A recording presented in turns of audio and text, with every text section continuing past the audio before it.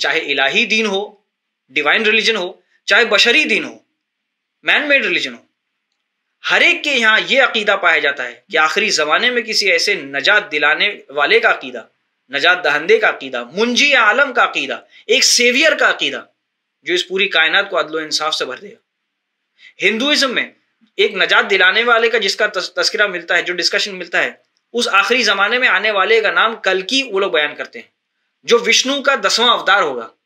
سفید گھوڑے پر سوار ہو کر آئے گا جس کے ہاتھوں میں تلوار ہوگی، اور وہ آنے کے بعد دنیا کو اسی طرح عدل و انصاف سے بھر دے گا جس طرح وہ ظلم و جور سے بھری ہوگی۔ یہ ہندوازم میں عقیدہ پایا جاتا ہے۔ زوراسٹرنز جو پارسی حضرات ہیں، ان کے ہاں اہرمن اور یزدان کے بیچ ایک جنگ بتائی گئی ہے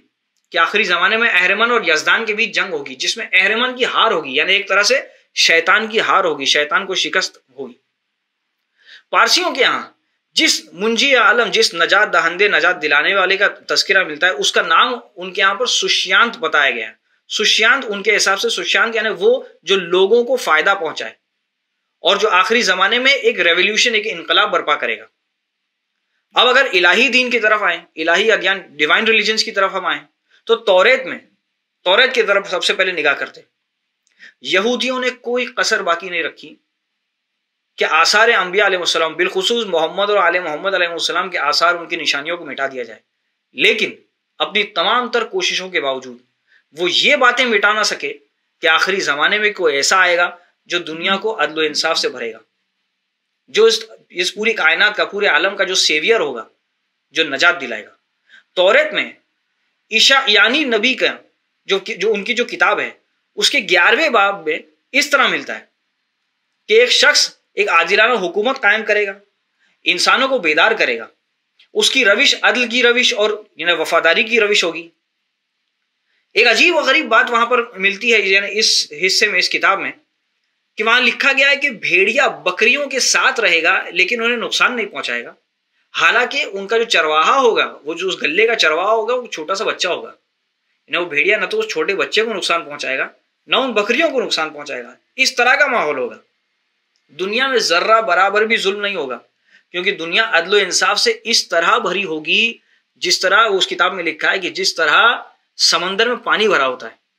جس طرح دریا میں پانی بھرا ہوتا ہے، اس طرح دنیا عدل و انصاف سے بھری ہوگی۔ پھر اس کے بعد میں حضرت داؤد علیہ السلام کی جو کتابیں ہیں، وہاں پر انہیں مزامیر کہا جاتا ہے۔ ان میں سے جو مزمور 37 ہے، 37 نمبر، اس میں یہ سینٹنس 22 لکھا گیا ہے۔ اس میں یہ کیا لکھا گیا کہ دنیا میں جتنے شریر، جو شر پسند افراد ہوں گے، ان کا خاتمہ ہوگا۔ پھر اسی میں سینٹنس نمبر 29 ہے، اس میں یہ لکھا گیا ہے کہ سچے لوگ دنیا کے وارث ہوں گے۔ اور اسی طرح قرآن مجید نے بھی اسی طرف اشارہ کیا ہے کہ آخر میں ہمارے نیک بندے دنیا کے وارث ہو گئے، اس زمین کے وارث ہو جائیں گے۔ یہ ہوا توریت کا ڈسکشن۔ اب انجیل میں اگر ہم آئیں تو انجیل میں جو بائبل آف میٹ، انجیل متی ہے، اس میں پارٹ 24، اس میں یہ لکھا گیا ہے کہ انسان کے بیٹے کی آمد ہوگی، اور وہ اس طرح ہوگی جیسے مشرق سے بجلی چمکی اور مغرب تک چلی گئی، اس طرح وہ آئے گا۔ اور وہ آنے والا سب سے پہلے کیا کرے گا؟ اپنے فرشتوں کو بھیجے گا، آسمان سے ندا دلوائے گا، اور اس کے ذریعے اپنے اصحاب کو، یعنی وہ فرشتے جو ندا دیں گے، اس کے ذریعے اپنے اصحاب کو جمع کرے گا۔ یہ جو ہے وہ بائبل آف میٹ میں لکھا گیا ہے۔ اور اسی طرح بائبل آف لیوک جو ہے، جو انجیل لوکا ہے، اس میں کیا لکھا گیا ہے کہ اس آنے والے کی آمد بالکل اچانک ہوگی، اچانک اس کی آمد ہوگی، لہذا خود کو آمادہ کرنا، اس کے ظہور کے لیے اپنے آپ کو تیار رکھنا، خود کو ایسا بناؤ کہ جب اس آنے والے کے سامنے تم اپنے آپ کو حاضر کرو، جب اپنے آپ کو پیش کرو، تو وہ آنے والا تمہیں نجات دلائے۔ یہ سب بائبل آف لیوک میں لکھا گیا ہے۔ یعنی اگر ہم ان تمام باتوں پر غور کریں تو نتیجہ کیا نکلتا ہے؟ نتیجہ یہی نکلے گا کہ چاہے الہی دین ہو یا بشری دین ہو، اس پوری کائنات بلکہ پورے جہان کی امیدیں کسی ایسے آنے والے سے وابستہ ہیں جو دنیا کو عدل و انصاف سے بھرے گا۔ یہی وہ مقصد ہے،